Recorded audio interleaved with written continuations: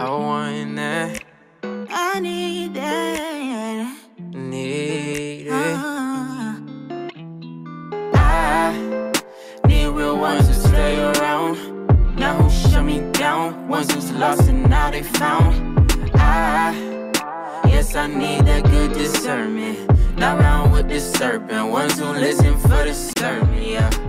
I need a love like this. I need a love like this. Someone who's patient. Salut les amis, j'espère que vous allez bien. Alors aujourd'hui on va parler du baptême du Saint-Esprit.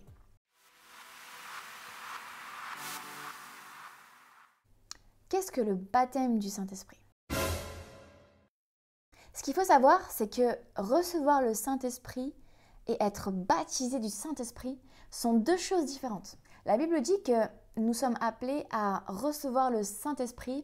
Alors je vous invite à prendre la Bible avec moi si vous l'avez, j'espère pour vous. Donc c'est dans Jean 14, verset 16.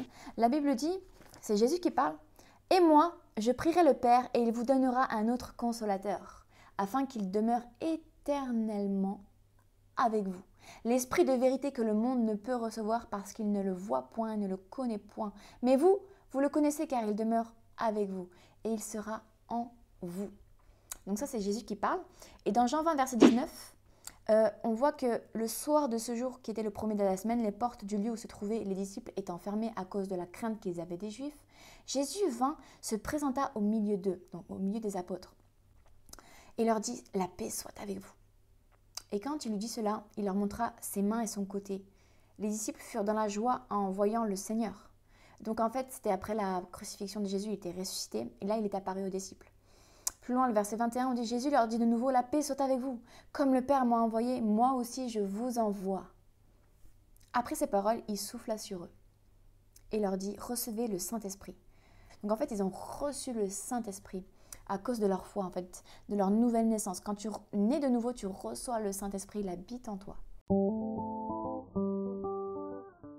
Mais là, il n'y a eu aucune manifestation physique ni quoi que ce soit. Ils ont juste reçu le Saint-Esprit. Juste façon de parler parce que c'est quand même quelque chose d'énorme. C'est Dieu qui habite en nous. En fait, il habite dans notre esprit, en fait. Donc là, c'est recevoir le Saint-Esprit. C'est pour toutes les personnes qui sont nées de nouveau.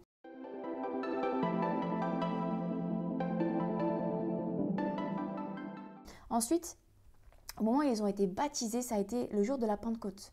Acte 2, verset 1. Le jour de la Pentecôte, ils étaient tous ensemble dans le même lieu.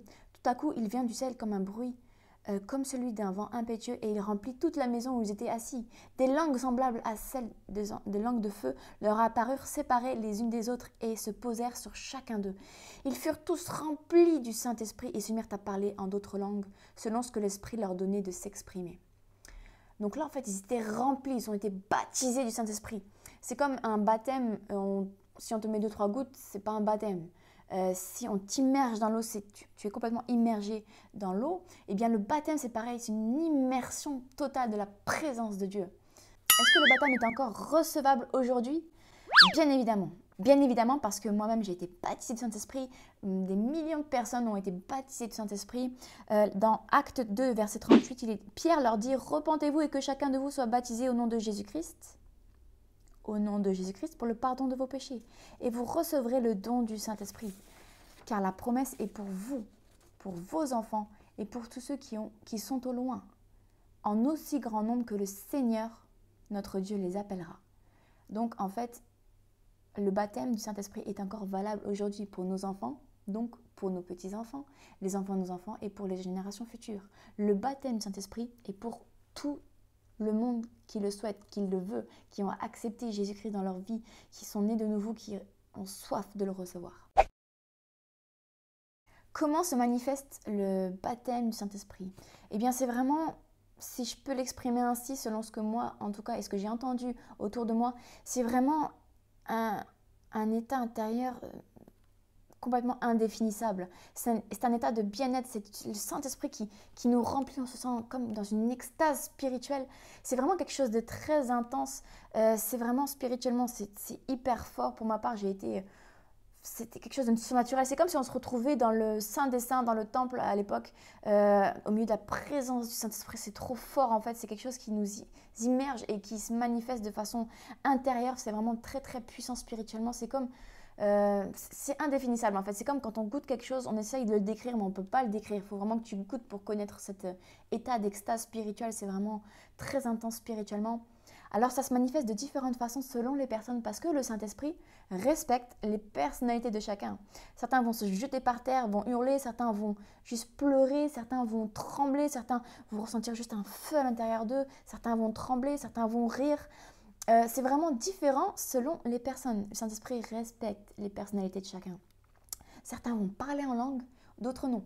Pour ma part, je n'ai pas parlé en langue au moment où j'ai été baptisée du Saint-Esprit parce que j'ai retenu, j'ai fermé ma bouche. J'aurais pu parler en langue, mais je n'ai pas voulu à ce moment-là, je n'étais pas prête. Mais j'ai été baptisée du Saint-Esprit et de parler en langue, pour ma part, est venu 4 ans après.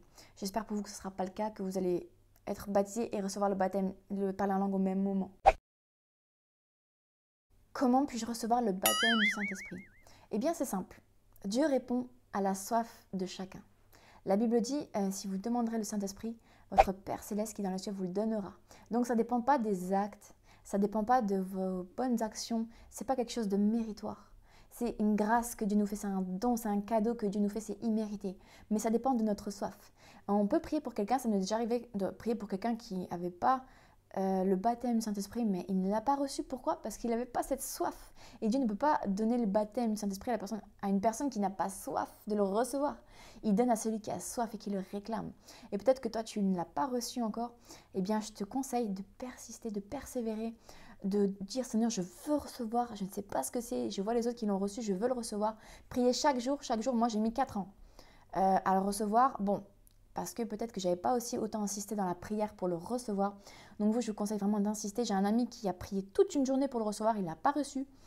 Au moment où il sort de sa chambre, il croyait que c'était fini, qu'il n'allait pas le recevoir, qu'il fallait qu'il y ait un qu'il attende.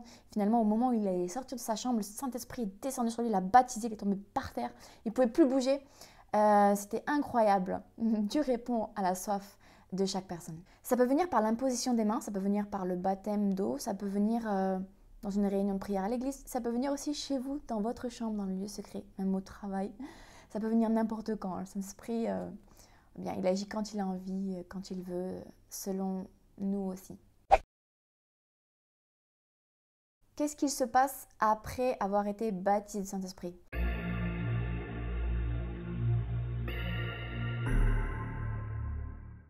Alors selon moi, selon ce que j'ai vécu et selon ce que j'ai entendu autour de moi, eh bien c'est comme en fait quand tu as une voiture, eh bien tu mets de l'essence, donc ça tu reçois le Saint-Esprit, donc tu avances dans la vie spirituelle. Mais quand tu as reçu le baptême du Saint-Esprit, le parler en langue, eh bien c'est comme si tu avais mis un turbo dans ta voiture et tu avances beaucoup plus vite. Et en fait, le fait de recevoir le baptême du Saint-Esprit spirituellement, il y a quelque chose qui se passe dans le monde spirituel. Parfois c'est visible, parfois c'est invisible. En tout cas, pour ma part, j'ai fait un bond spirituellement. Il y a quelque chose qui se passe, des choses qu'on arrête, des choses qu'on commence à faire. C'est vraiment une évolution, un bond spirituel différent selon les personnes. C'est pas pareil pour tout le monde en fait. Mais en tout cas, ce qui est sûr, c'est que ça fait quelque chose dans le domaine spirituel, pour notre vie spirituelle. Il y a un bond spirituel qui se fait et ça n'a rien à voir avec avant ou après. C'est vraiment... Et puis on peut être aussi renouvelé dans le baptême du Saint-Esprit. C'est pas quelque chose qui arrive une seule fois, ça peut durer quelques secondes, quelques minutes selon les personnes, mais en tout cas ce qui est sûr c'est que ça revient, ça se renouvelle. Pour ma part, j'ai été baptisée pas mal de fois en 11 ans de vie chrétienne dans le baptême du Saint-Esprit. J'ai au moins plus d'une dizaine de fois. Et à chaque fois, souvent c'est quand je l'adore, quand je l'honore, il est là, il vient, il me baptise et là, je suis immergée de la présence et là je suis comme en pleurs et des fois je tombe par terre, je n'arrive pas à tenir sur mes jambes. Depuis quelques temps maintenant que je parle en langue, c'est waouh, c'est tellement puissant et moi j'ai besoin en tout cas pour ma part d'être renouvelée dans le baptême du Saint-Esprit. Ça fait tellement du bien d'être rempli de sa présence, c'est comme si on était rempli de nouveau pour après mieux repartir et pouvoir aussi donner aux autres et accomplir ce que Dieu nous a demandé de faire. Ce qui est sûr, c'est qu'une fois qu'on a reçu ça, il ne faut surtout pas éteindre le Saint-Esprit. La Bible dit n'éteignez pas le Saint-Esprit, respectez et n'attristez pas le Saint-Esprit. Malheureusement, le Saint-Esprit, ou heureusement pour nous d'un côté, le Saint-Esprit n'est jamais acquis. Il faut toujours conserver faire attention à cette flamme qui est là, ce Saint-Esprit. Il faut l'honorer, il faut lui parler, il faut l'honorer, le respecter par nos paroles, par nos actes, par nos pensées, par nos attitudes. Il faut vraiment honorer le Saint-Esprit qui habite en nous, qui demeure en nous, parce que maintenant, à cause du sacrifice de Jésus-Christ, nous sommes le temple du Saint-Esprit.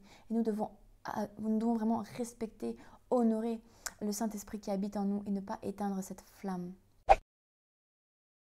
Voilà, j'espère que cette vidéo vous a plu, vous a éclairé. En tout cas, j'espère pour vous qui n'avez pas encore reçu, que vous allez recevoir bientôt. Continuez à prier tous les jours, demandez-le avec un cœur sincère. Je vous assure que dans pas longtemps, vous serez baptisés du Saint-Esprit. Ça n'arrive pas qu'aux autres, non, ça vous arrivera à vous aussi, c'est certain.